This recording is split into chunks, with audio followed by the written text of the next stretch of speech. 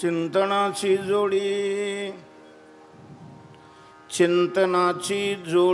हाची लाभ घडोघडी तुम्ही वसोनी अंतरी मज जागवा निर्धारी जेथे जेथे जाय मन आडघाला सुदर्शन तुम्ही वसोनी अंतरी मज जागवा निर्धारी तुका म्हणे भोजे मग मी नाचेन निर्लज्ज तुम्ही वसोनी अंतरी मज जागवा निर्धारी पांडुरंगा करू प्रथमा नमः पांडुरंगा करू प्रथमा नमः पांडुरंगा करू प्रथमा नमः पांडुरंगा करू प्रथमा नमः हरे चरण संतांचिया हरे चरण संतांचिया हरे चरण संतांचिया त्यांच्या कृपादाने कथेचा विस्तार कथेचा विस्तार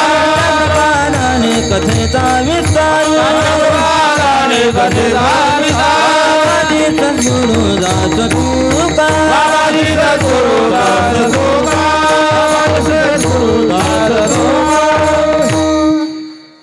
दयांचे केलिया स्मरण होय सकळ विद्यांचे अधिकरण तेची वंदू श्री चरण श्री गुरूंचे नमो ज्ञानेश्वर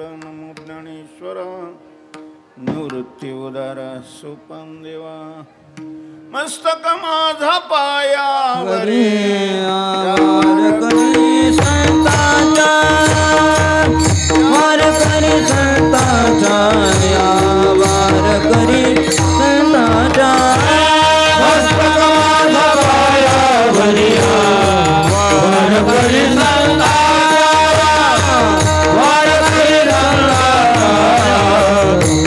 करी मस्तक माझा पायावरिया वार करी संतांचा वार करी संतांचा वार करी संतांचा मस्तक माझा पायावरिया वार करी संतांचा वार करी संतांचा वार करी संतांचा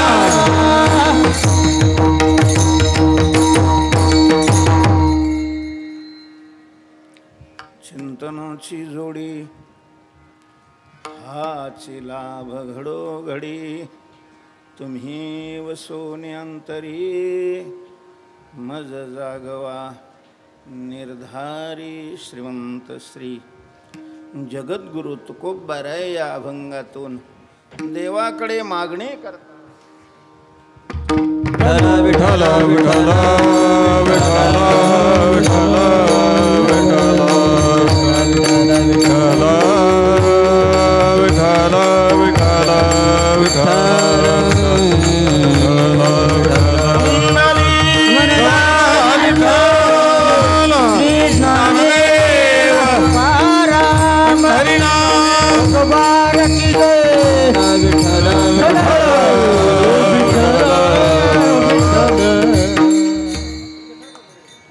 या धर्ममंडपात प्रवेश करण्याच्या अगोदरच प्रवेश करणाराने आपला उद्देश पांडुरंगाची सेवा हा ठेवला पाहिजे. सावधान. जर या मंडपामध्ये येत असताना पांडुरंगाची सेवा हा उद्देश न ठेवता दुसरा कोणताही उद्देश ठेवला तर मात्र फार मोठी हानी आहे. हानी. जी साधनं खूप मोठा लाभ देतात त्याच साधनाची हातवटी चुकली तर ती साधनं फार मोठी हानीही करतात. अशी अनेक उदाहरणे महाराज. यांनी द्राक्षे लावली त्यांना त्या खर्चाकरता जमिनी विकावा लागल्या. द्राक्ष खूप अशा प्रकारचं नफा देणारं अशा पीक आहे. पण जर हातवटी चुकली, कारण त्याला खर्चही खूप करावा लागतो, आणि जर हातवटी चुकली तर मग तो खर्च भरून काढण्याकरता जमिनीही विकाव्या लागतात.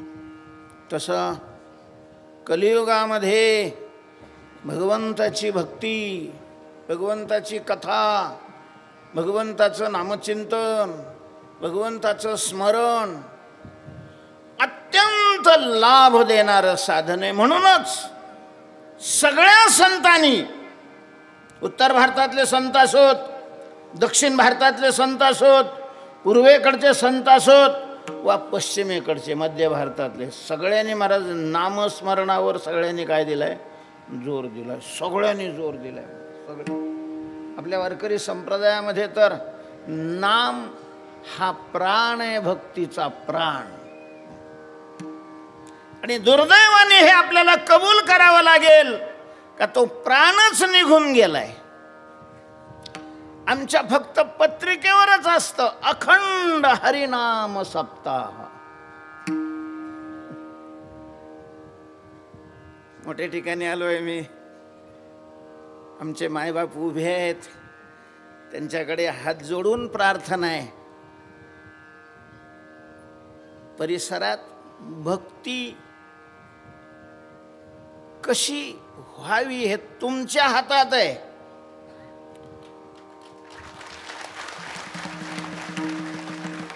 तुमचा अधिकारही मोठा आहे आणि तुमचं कर्तव्यही मोठं आहे. सावधान, कर्तव्याला जर चुकले महाराज मंडळी, एकतर मला बोलवायला नव्हतं पाहिजे. आणि काय झालेले, अलीकडे टिमटिमी वाजवणारे बरे वाटतात. विठ्ठल विठ्ठल विठ्ठल विठ्ठल विठ्ठल.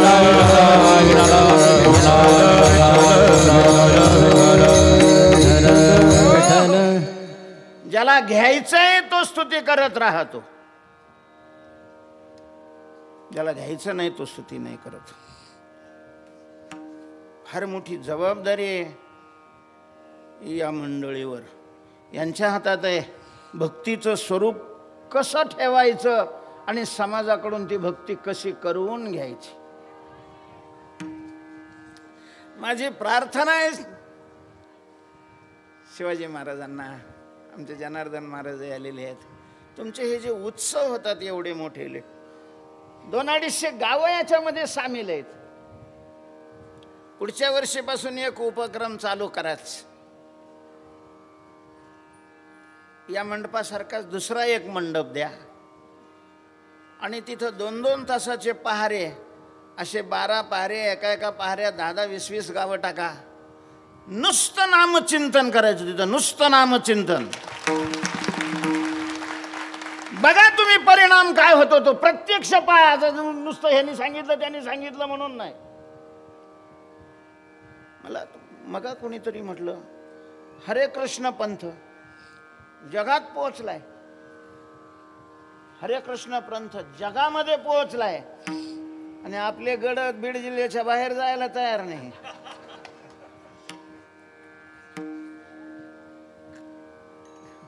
केवढी मोठी परंपरा आहे महाराज या गडाला. ज्या वेळेला यवनाचा काल होता त्या यवनाने सुद्धा या गडाची सेवा केली. म्हणजे केवढा प्रभाव आहे त्या महात्म्यांचा. उभं करत होते काही मंदिरं पाडण्याचे त्यांचे नियम होते. त्यांनी जमिनी अशा प्रकारच्या बक्षीसपत्र म्हणून केलेले आहेत. त्या महात्म्यांचा हा वसा तसाच पुढं चालू राहणं गरजेचं आहे. आणि कलियुगामध्ये भगवंताचं नाम यायला हे असले उरावर घेता कीर्तनकार. संतांच्यावर विश्वास नाही आमचा. संतांनी स्पष्ट सांगितलेलं आहे, स्पष्ट मराठी भाषेमध्ये, कथा करोनिया द्रव्य देती घेती. नरकाला नाही यायचं का तुम्हाला हा सगळा समाज? जर तुम्ही कथाचा विक्रय तुमच्यामुळे होत असेल तर संत तुकोबाऱ्यांचे शब्द आहेत, नामदेवरायांचे शब्द आहेत.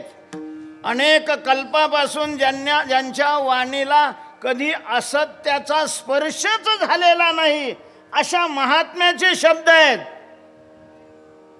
त्याचा तसाच परिणाम होणार आहे, याच्यात सुई इतकाही संशय धरण्याचं कारण नाही. समाजाला कसं वळण लावायचं हे तुमच्या हातात आहे. घसरत चाललंय, सगळं घसरत चाललंय. महाराज तुकोबारे जर पाहत असतील तर तुकोबारे तोंडावर हाणून घेत असतील. याच्याकरता आपण अभंग लिहिले का? यांचे संसार जाळण्याकरता अभंग केले का आपण? तुकोबारींचे अभंग का केले हे सांगत असताना म्हटलेलं आहे, हितावरी यावे कोणी बोलिलो या भावे, नव्हे विनोद उत्तर केले रंजावयाचार. सावधान मंडळी, जर तुमच्याकडून कथेचा विक्रय होत असेल, मी कथा विकणाराला नाही बोलत, विकत घेणाराला बोलतोय. कारण तुम्ही हरामखोर आहेत. तुम्ही वारकरी संप्रदायाचं या परमार्थ साधनाचं वाटोळं केलेलं आहे. तुम्हाला नरकातच जायचं तर दुसरी साधनं किती आहेत ना. हे साधनं करून का नरकात जाता? ही साधनं मुक्तीची आहेत, आनंदावर विजय मिळवण्याचे आहेत, मृत्यूवर विजय मिळवण्याची ही साधनं आहे. या साधनात घाण नका करू मायबाप, हात जोडून तुम्हाला विनंती आहे. विठ्ठल विठ्ठल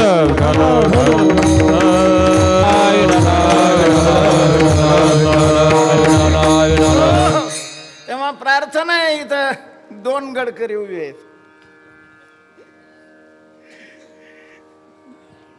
महाराजही आहेत आणि आमचे जनार्दन महाराजही आलेले आहेत.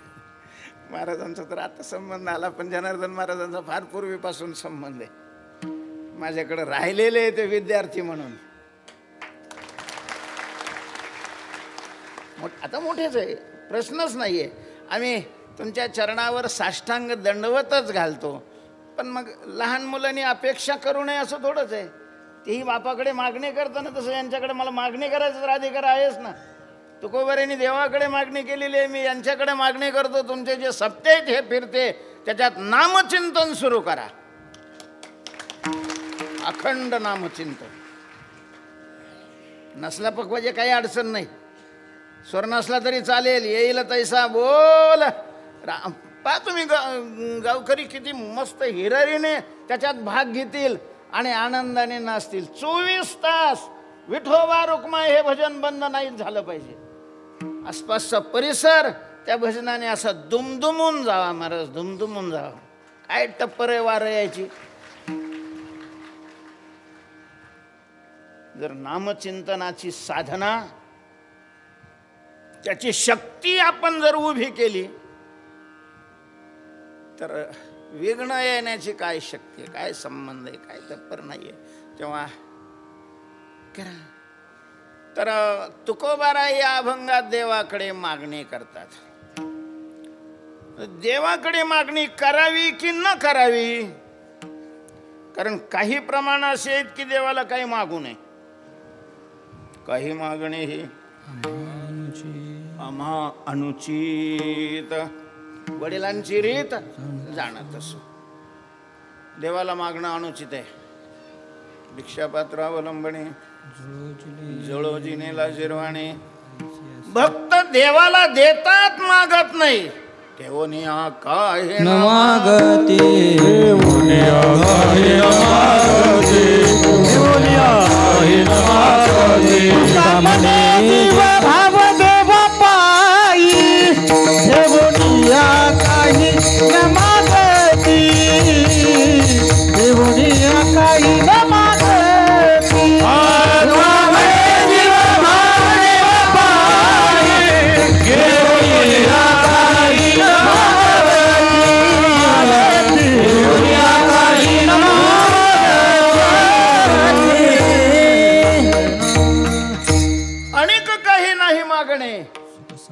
सुख संपत्ती राज्य चाड, तुका म्हणे काही न मागे. आणि देवाला मागावं की नाही मागावं? भक्ती करणाऱ्याने देवाला मागावं की नाही मागावं? या प्रमाणावरून मागू नये असं वाटतं. पण ज्यांनी ही प्रमाणं लिहिलेली आहेत त्यांच्या गाथ्यात मागणीपर अभंगाची प्रकरणच आहेत. ज्यांनी काही मागणे हे आम्हा अनुचित अशा प्रकारचं ज्या तुकोबरायांनी म्हटलेलं आहे त्या तुकोबरायांच्या प्रकरणपर गाथ्यामध्ये मागणीपर अभंगाचं काय आहे? प्रकरण आहे, प्रकरण. हे असं कसं काय वा? काही मागणे आहेत. तुकोबारे तर सांगतात काही देवाला मागू नये, स्वतःच मागतात. स्वतःच्याच विधानाच्या विरोधात स्वतःच अशा प्रकारचं कृती हे कसं आहे? तर महाराज विधान काय आहे बघा. काही मागणे, काही मागायचं नाही याचा अर्थ काहीच मागायचं नाही असं नाही. काही मागायचं नाही, काहीच मागायचं नाही असं नाही. उलट असंही म्हटलेलं आहे मागणे ते तुझं मागो. देवा जे मागायचं आहे ते आम्ही तुला मागणार आहे. नाहीतरी मागायचं असेल तर महाराज देवालाच मागावं. जगामध्ये मागण्याला लायक देवाशिवाय दुसरा कोणीच नाहीये. काय दुसऱ्याला आपण मागणार आहे, काय देणार आहे दुसरे? पूर्वीची मंडळी नेहमी एक गोष्ट सांगायची. हा विषय स्पष्ट करण्याकरता एक राजा मृगयेला शिकारीला गेलेला, बरोबर सैन्य वगैरे. एका सिंहाच्या मागं त्याने घोडा पळवलेला आहे. सैन्याची त्याची चुकामुक झाली. घोडा पळाला पळाला पळाला घोर जंगलामध्ये गेला. ते सिंह तर नाही सापडला याला, पण तिथं गेल्यानंतर याला दिशाभूल झाली. पूर्व कुणीकडे पश्चिम कुणीकडे काहीच कळना गेलं. सैन्य उठलेलं आहे. खाण्याकरता पिण्याकरता बरोबर आणलेलं होतं पण ते सगळं सैन्याबरोबर. याच्या जवळ काहीच नाही. आग पडली, तहान लागलेली आहे. चौकट फिरला पण रस्ताच दिसाना गेला. आपली राजधानी कुणीकडे हेही समजेना गेलं. दिशाभूल झाल्यावर खूप अडचण होते. तुम्हालाही कदाचित दिशाभूल झाले असतील, मलाही झालेली. दिवस मावळायला आला महाराज आणि मग घाबरला. सापडला संधी मग बळीया पडे बंदी. घाबरला. मग आता काय करायचं?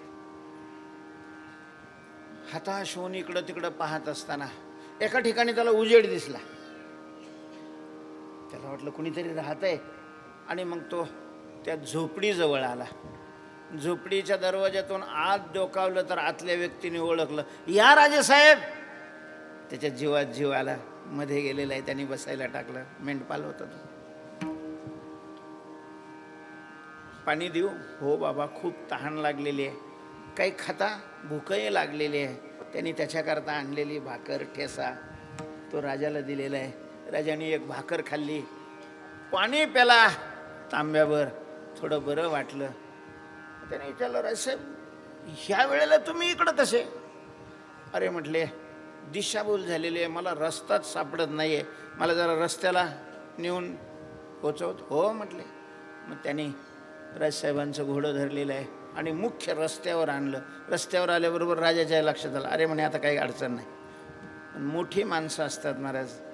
आपल्याला तहान लागली त्यावेळेला पाणी दिलं, भूक लागली त्यावेळेला भाकर दिली आणि मुख्य म्हणजे रस्ता दाखवला.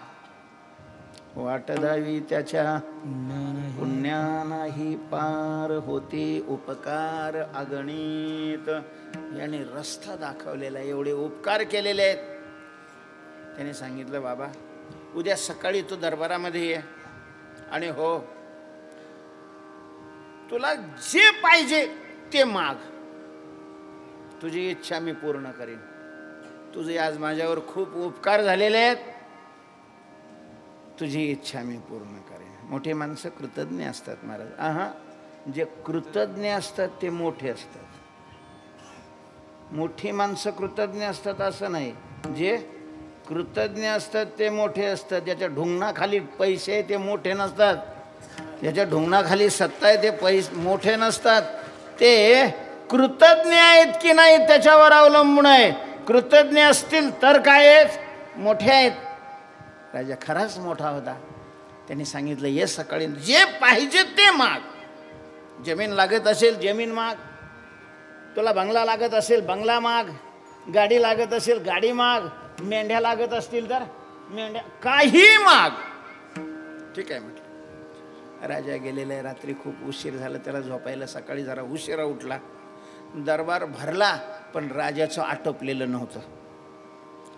हा भरायच्या वेळेला तिथे गेला. पाहिलं तर राजे नाहीत. मध्ये त्याने चौकशी केली. राजेसाहेब कुठे आहेत? म्हटले पूजा करतायत.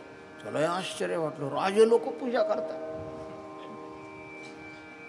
त्याने खिडकीतून पाहिलं तर राजा हात जोडून प्रार्थना करत होता देवाला, मागणी करत होता. तो परत आला. राजे आलेले, तो आलेला आहे. सगळ्यांना त्यांनी परिचय करून दिला. याने आपल्यावर कसा उपकार केला तेही सांगितलं. आणि हेही सांगितलं की आज तो जे मागेल ती इच्छा मी पूर्ण करणार आहे. आणि त्याला सांगितलं बाबा बोल काय हवं आहे. त्यांनी सांगितलं राजसाहेब मला काय हवं आहे हे नंतर मी सांगेन, पण तुम्ही पूजा करत असताना हात जोडून असं काहीतरी होट हलवीत होता, तेव्हा ते काय तुम्ही काय करत होता त्यावेळेला? अरे म्हटले मी देवाकडे मागणी करत होतो, देवाकडे मागत होतो. असं असं. ठीक आहे म्हटलं. आणि ती घोंगडं त्याने टाकलं खांद्यावर. निघाला. सगळ्यांनाच आश्चर्य वाटलं, राजालाही आश्चर्य वाटलं. राजा पुढे गेला. अरे बाबा तुला मी मागण्याकरता बोलावलंय, तू काहीच न मागता निघालास. मेंढपाल होता महाराज तो. मेंढपाल होता. राजाला काय उत्तर दिलं माहितीये? तो म्हणला राजसाहेब भिकाऱ्याने भिकाऱ्याला काय मागायचंय? सगळ्यांनाच आश्चर्य वाटलं. महाराज कोणाला भिकारी म्हणतोय हा? म्हणजे निवडून आलेले नाही, हुकुमशाहीतल्या राजाला भिकारी म्हणतोय. पण आता राजसाहेबावर उपकारच होते त्याच्यामुळे राजा रागावले नाही. पण त्याने विचारलं का रे बाबा, अरे मी राजा आहे आणि तू राजा म्हणून पुन्हा मला भिकारी कस काय म्हणतो? तो म्हणला राजसाहेब जाऊ दे आता, यार अजून टाइम आहे ना, सुरू तर झाली आता, इतक्या लवकर कसं काय सुटू? तो म्हणला आमच्याकडे लक्षणाला किंमत असते. आम्ही जो मागतो त्याला भिकारी म्हणतो. तो काय मागतो, कोणाला मागतो हा काही प्रश्न नाहीये. मागतो त्याला काय म्हणतात? भिकारी. जो मागतो तो भिकारी. मग तुकडे मागत असला काय, रुपये 2 रुपये मागत असला काय, मत मागत असला काय,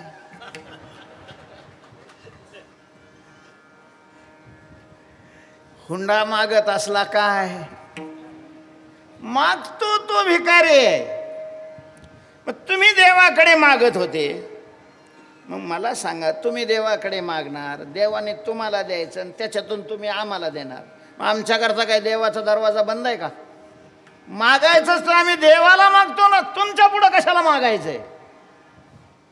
मागण्याला लायक जगामध्ये फक्त देव आहे महाराज. देव देव एक दान शूरदाता, तोची एक दान शूरदाता, तोची एक दान शूरदाता, तोची एक दान शूरदाता. विटेवरी जाची पाऊले समान, विटेवरी जाची पाऊले समान, विटेवरी जाची पाऊले समान, विटेवरी पाऊले समान. तोची एक दान शूरदाता, तोची एक दान शूरदाता, तोची एक दान शूरदाता, तोची एक दान शूरदाता.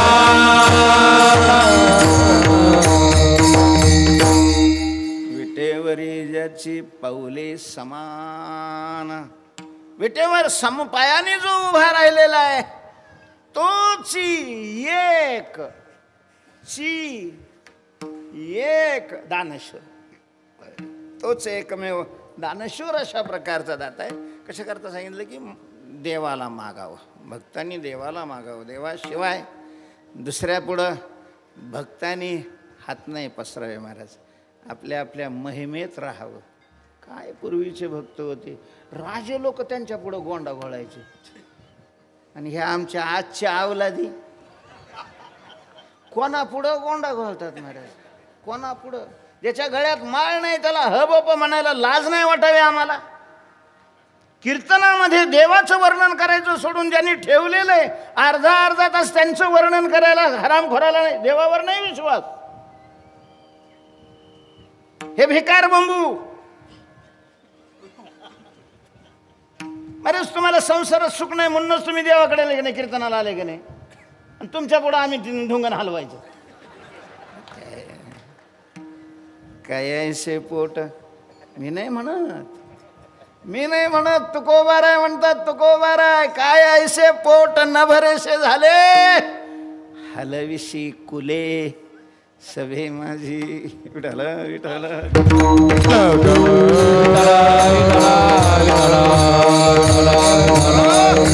देवाकडे मागायचं हे जरी खरं असलं तरी देवाकडे काय मागायचं याचीही अक्कल असली पाहिजे. देवाकडे मागायचं हे जरी नक्कीच ठरलं तरी देवाकडे काय मागावं. सर्वसाधारण एक नियम आहे बा, तुकोबारायांनी सांगितलेला नियम आहे. तुका म्हणे लाभ होय तो व्यापार करा, काय फार शिकवावे. लाभ होय तो व्यापार करा. मग शारीरिक व्यापार लाभ होणारा करा, वाचिक व्यापार लाभ होणारा करा, आणि मानसिक व्यापार सुद्धा लाभ होणारा करा. लाभ होतो तो अशा प्रकारचा व्यापार म्हणजे साधन, कर्म, चेष्टा. लाभ महाराज लाभ होईल मग असं कोणी एवढं लाभ ज्याच्यात नाही ते करायला. लाभ होईल असाच सगळे काय करतात, व्यवहार करतात. पुन्हा अडचण आहे महाराज. संतांचे ग्रंथ वाचणं वेगळं, अर्थ कळणं वेगळं, आणि अर्थरूपता होणं वेगळं. लाभ होय तो व्यापार करा म्हटलंय, पण लाभ कशाला म्हणावं. लाभाचं स्वरूप काय आहे. संतांच्या मान्यतेनुसार व्यवहाराची मान्यता वेगळी आणि संतांची मान्यता वेगळी. व्यवहारिकाची मान्यता वेगळी आणि संतांची मान्यता वेगळी. काय झालेलं आहे अलीकडे या परमार्थामध्ये व्यवहारिकच जास्त घुसलेले आहेत. त्याच्यामुळं संतांची मान्यता बाजूला फेकली गेली आहे आणि व्यवहारिकाच्या मान्यतेचा उदो चाललेला आहे. आणि कलियुगाच्या दृष्टीनं हे चांगलं बी आहे. सप्ते करून सुद्धा नरकात गेले पाहिजे ही तर कलियुगाचीच इच्छा आहे. तुम्हाला कळतंय ना माझे वाक्य. हे कारण चालू कलियुग आहे.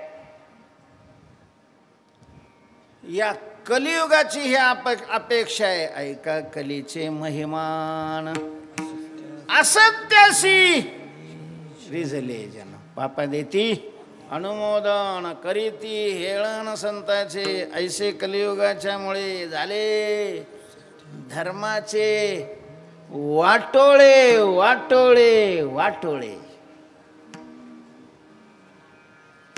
आपण गाथा वाचतो, आपण ज्ञानेश्वरी वाचतो, आपण भागवत अशा प्रकारचं वाचतो, पण आपली स्थिती ती झालेली आहे. कोणती. ज्ञानोबरायांनी म्हटलेले अमृताच्या सागरी बुडीजे तोंडा का वज्र मिठी पाडीजे आणि मनी तरी आठविजे थिल्लरोद काते. संतांचे ग्रंथ म्हणजे अमृताचा सागर आहे महाराज. कीर्तन म्हणजे अमृताचा सागर आहे. त्या सागरात बुडायचं आणि नंतर पाकिटाची अपेक्षा करायची.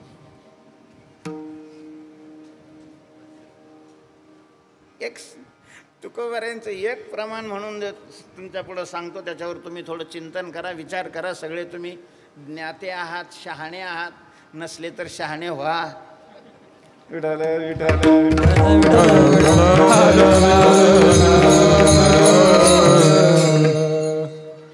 शिवाजी राजांनी नजराणा तुकोबारायांच्याकडं पाठवला. हे तर आपण नेहमी ऐकतो आणि गाथ्यामध्ये त्याची काय आहे, नोंद सुद्धा आहे. दिवट्या, छत्री, घोडे, इनामदारीची कागदपत्र, इनामदाराची वस्त्र, हे सगळंच्या सगळं तुकोबारायांनी राजांनी तुकोबारायांच्याकडे पाठवलं. तुकोबारायांनी ते पाहिलं आणि ज्यांनी आणलं त्यांनी अपेक्षा व्यक्त केली की राजेसाहेबांनी वाड्यावर तुम्हाला कीर्तन करण्याकरता बोलावलंय.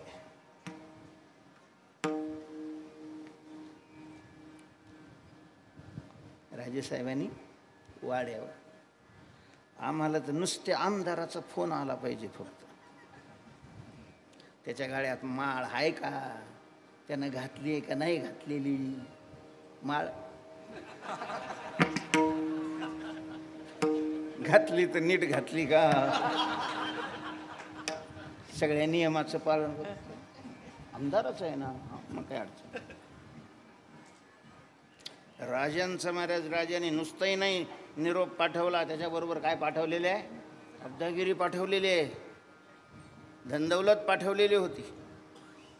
हे घ्या. आणि राजांची ही अपेक्षा आहे की बाबा वाड्यावर येऊन कीर्तन करावं. महाराज तुकोबारायांनी हात जोडले, त्यांना सांगितलं हे उचला, हे आम्हाला नाही लागत.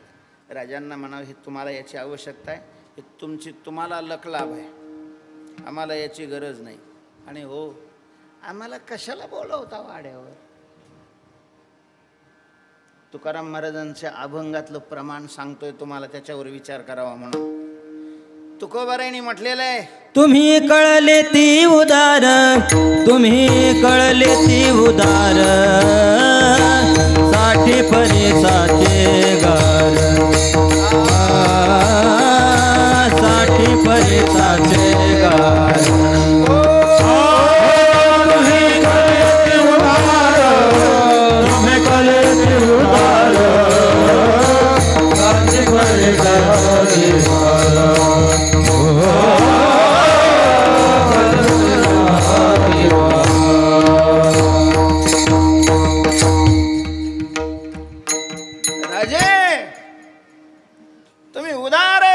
लक्षात आलं, पण नुसते उदार आहे असं नाही, चतुरही आहात. कसे चतुर आहात तुम्ही, परिसाची अपेक्षा करता आणि त्याच्या मोबदल्यात गारा देता. साठी परिसाचे गार म्हणजे संतांची वाक्य हे परीस आहे. परीस संतांची वाक्य अभंग हे परीस आहे, परीस. आणि तुम्ही दिलेल्या या काय आहे, गारा. तुम्ही कळले ती उदार, साठी परिसाचे गार. काय महाराज तुकोबारायांच्या शब्दाकडे कोणत्या नजरेनं तुकोबाराय पाहत होते. आणि आम्हा नालायकाच्या हातात ते अक्षर पडलेले आहेत, आम्ही कोणत्या नजरेनं त्याच्याकडं पाहतो. तेव्हा लाभ आणि हानी याचं स्वरूप आम्हाला कळालं पाहिजे ना. लाभाचा व्यवहार करावा ठीक आहे, पण लाभ कशाला म्हणावं. तुकोबाराय या अभंगाच्या प्रथम चरणामध्ये लाभाचं स्वरूप स्पष्ट करतात. चिंतनाची जोडी, चिंतनाची जोडी, चिंतनाची जोडी, चिंतनाची जोडी, चिंतनाची जोडी, चिंतनाची जोडी,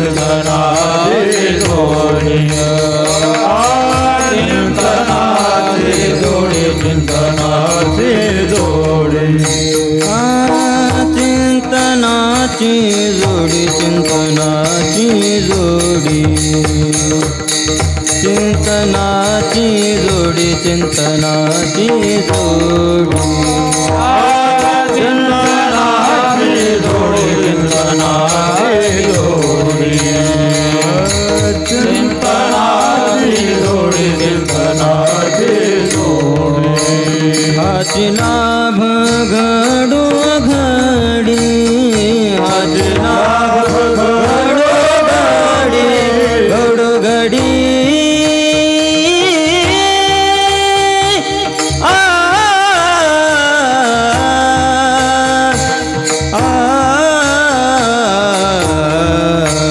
तुम्ही वसोनी अंतरी तुम्ही वसोनी अंतरी तुम्ही वसोनी अंतरी तुम्ही वसोनी अंतरी हाची लाभ घडो घडी हाची लाभ घडो घडी घडो घडी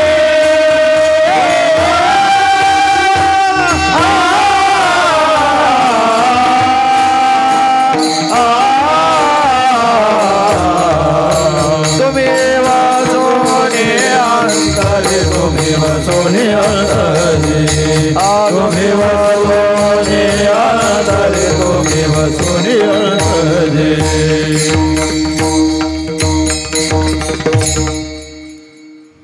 तुकोबार आहे पांडुरंगासमोर लाभाचं स्वरूप अशा प्रकारचं.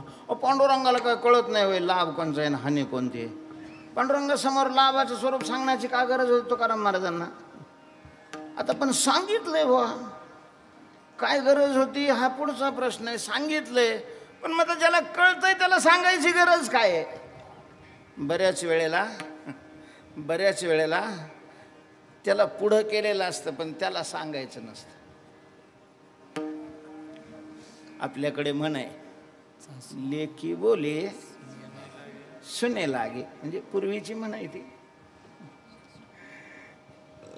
नवीन सून घरात आली, सासूनं तिला बटाटे चिरायचे सांगितले. आता घरी कामं करायची कधी सवय नाही. सासऱ्याला आल्यावर काम करावं लागलं. ते बटाटे असे जाड जाड चिरले, काही बरोबर चिरले नसतील, काय चिरले. तिनं ते पाहिलं सासूनं, मग स्वतःच्या गंगे ती पळतच आली. का ग तुझ्या आईनं असंच शिकवलंय का चिरायचं. कोणाला म्हणते ती, तिच्या पोरीला. तिच्या पोरीची आई कोण आहे, तिला माहिती नाही का आपण कसं शिकवलंय पोरीला. ते ती जरी गंगा नाव घेत असलं आणि म्हणत असली तुझ्या आईने, तर ते गंगेला म्हणतच नाही. ती म्हणत असते सुनेला की तुझ्या आईनं असंच शिकवलंय का. याला म्हणतात लेकी बोले सुनेला. संसदेमध्ये जे प्रश्नोत्तर होत असतात त्यावेळेला सदस्य प्रश्न मंत्र्याला नाही विचारित, अध्यक्षाला विचारतात. सर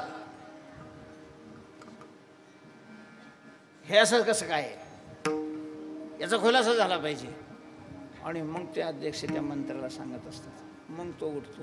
तोही सगळ्याला सांगायचं असतं पण तोही कोणाकडे तोंड करून सांगतो, त्या सरकडे. सर त्याचं असं आहे, म्हणजे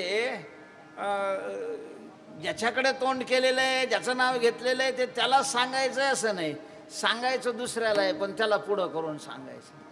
पण मग तरी देवाला पुढं करायचं कारण काय होतं. महाराज तुकाराम महाराजांचा नियम होता, तुकोबारायांचं ठरलेलं होतं, देवाशिवाय दुसऱ्याला बोलायचं नाही.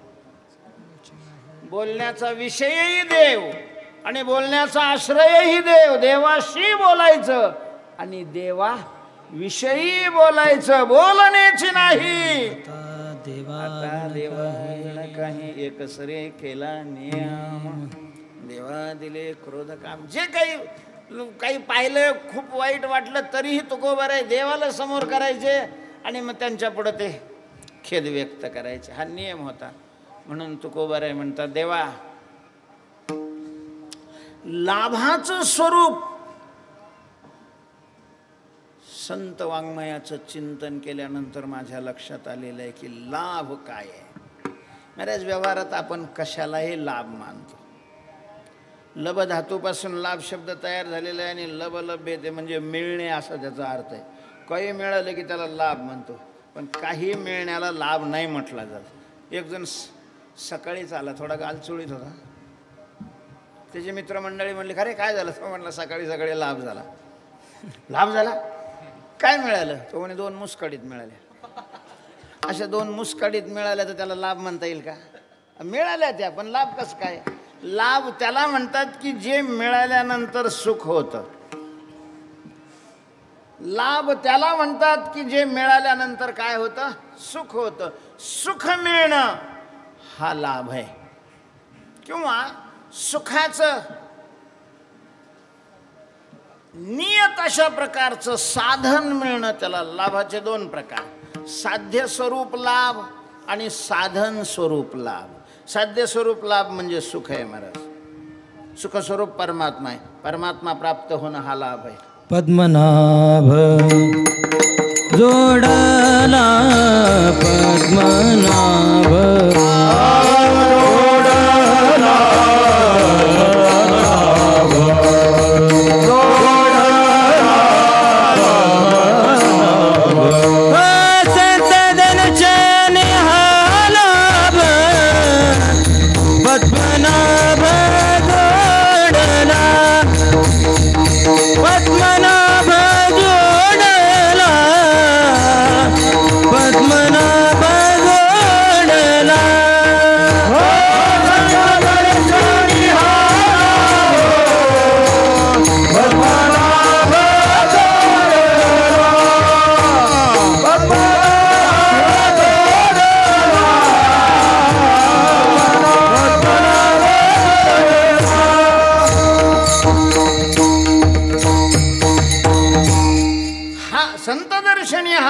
पद्मनाभ जोडला.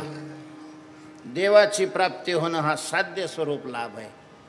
आणि ज्या साधनाने निश्चित देवाची प्राप्ती होते ते साधन मिळणं ही लाभ आहे. त्याला साधनात्मक लाभ म्हणतात.